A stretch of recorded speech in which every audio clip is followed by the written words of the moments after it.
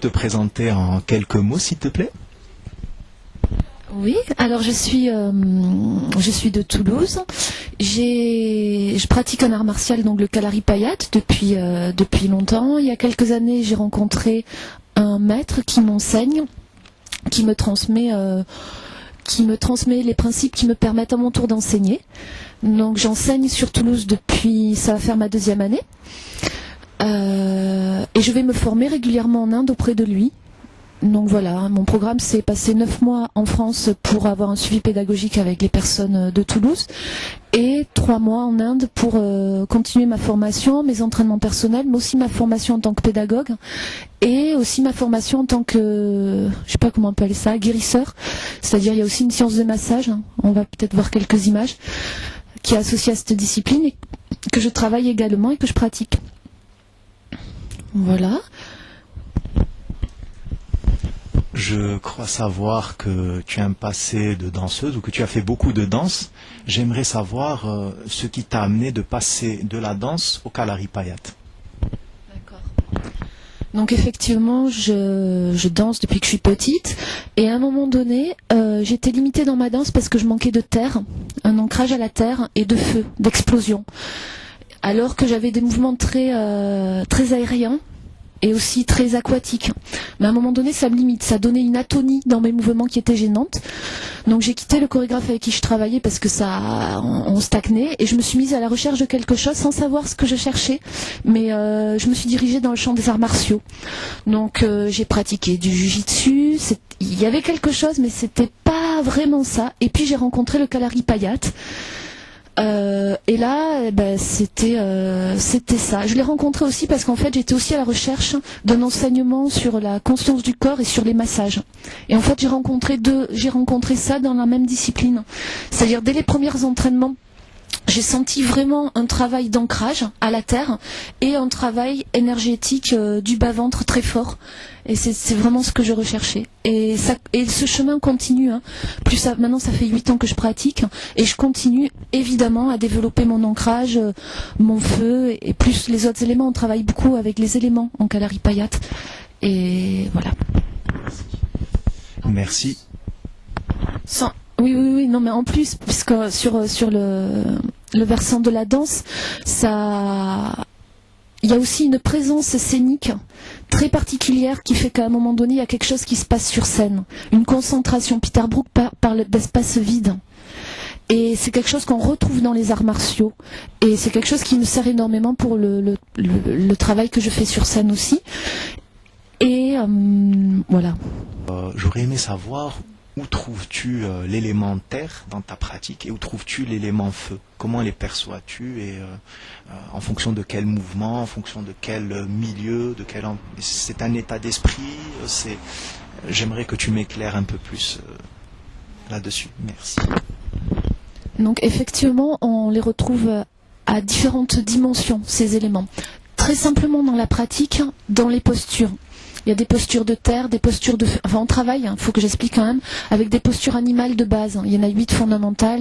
Après, il y a des variantes. L'éléphant, le cheval, le poisson, le chat, le serpent, le sanglier. Bon, Donc dans ces postures-là, on retrouve les éléments d'ancrage, c'est plus au niveau énergétique qu'on les trouve, des stimulations de ce qu'on appelle en Inde des nadis, qu'en Chine on appelle des méridiens, enfin en tout cas en Occident quand on parle de technique chinoise. Voilà, donc au niveau énergétique, ils sont présents. Au niveau dans les postures et aussi en dynamique. Par exemple, dans un entraînement, on va le voir, je pense, des projections de jambes. Si je projette ma jambe haut, j'ai intérêt à avoir d'autant plus que je veux aller haut, il faut que j'ai un ancrage solide dans la terre. Donc tu travailles ta terre, tu travailles aussi le feu.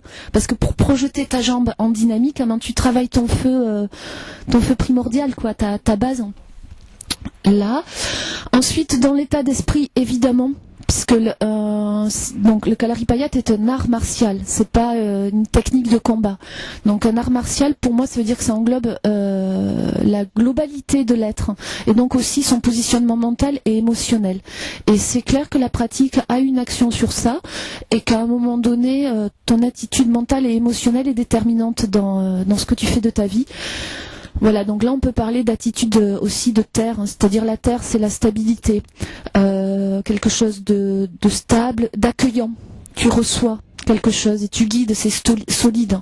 Le feu, bon, mais c'est quelque chose de beaucoup plus impulsif et c'est une capacité à la réaction immédiate. Et voilà, pour l'eau, ça c'est une adaptation, le vent, le mouvement.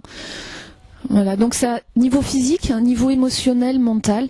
Après, il y a aussi quelque chose qui est très spécifique au Kalari, c'est le contexte dans lequel il se pratique de façon traditionnelle en Inde, où on a des lieux d'entraînement. On a différents types de lieux d'entraînement traditionnels. Il y en a un qui est un Kalari creusé dans le sol, donc c'est à 8 pieds sous terre. C'est comme ça. On est vraiment dans la terre, on va voir des images tout à l'heure. Et donc là, c'est vrai que très très clairement, on a l'énergie de la terre pendant nos entraînements. Je te propose de nous commenter les images de ton voyage auprès de ton gourou, n'est-ce pas, en Inde. Et donc on va démarrer. Une précision. Quand on dit gourou, c'est quelque chose de très simple. Gurukal, d'ailleurs on dit pas gourou, on dit gurukal, et kal c'est un pluriel. C'est-à-dire c'est juste pour marquer une lignée. C'est pas parce que en Occident il y a des choses, des fois on est un peu sensible, un peu perdu par rapport à ça. C'est pas une adoration personnelle à un être humain temporel là. C'est le maître, c'est-à-dire qui à un moment donné est un chaînon dans une lignée de transmission multimillénaire, puisque le Kalaripayat a des milliers d'années. Donc c'est l'équivalent de Sifu en Chine et de Sensei au Japon. Et aussi avec la notion de la terre. Je trouve cette définition très belle. Gurukal, son symbole c'est la terre. C'est le réceptacle, c'est celui qui reçoit l'étudiant pour le guider dans son chemin. Voilà, c'est aussi simple et concret que ça. Et aussi une autre chose que j'aime, mon maître à l'habitude, je dis mon maître, ça, de la manière dont j'ai expliqué là de façon très simple, a l'habitude de dire qu'il est l'étudiant le plus avancé de l'école. Et ça, je trouve ça très, très juste, très simple. Merci à toi. Donc, je te laisse nous commenter les différentes images que nous allons voir.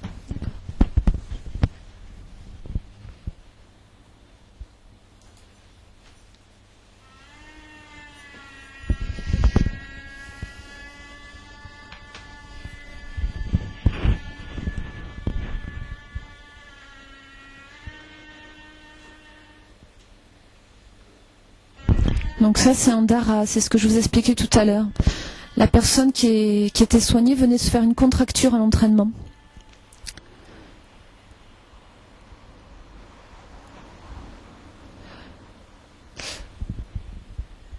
Commentaire plutôt plus tard ou maintenant? Donc ça c'est une posture animale de base, c'est le sanglier. Ça c'est mon travail actuel, ça c'est des images qui ont été prises cet été où je travaille l'axe de mon bassin. Ce qui est fondamental, le Kalaripayat c'est un travail d'axe à la base. Tes axes clairs, verticaux, horizontaux, ton rapport au sol, en horizontal, c'est là où tu vas prendre ta puissance. Et ensuite un travail de fluidité, d'ouverture qui est tout aussi fondamental. Donc voilà, ça c'est une table de soins qui est en bois médical, qu'on retrouve en Ayurveda. Par exemple, c'est un des similitudes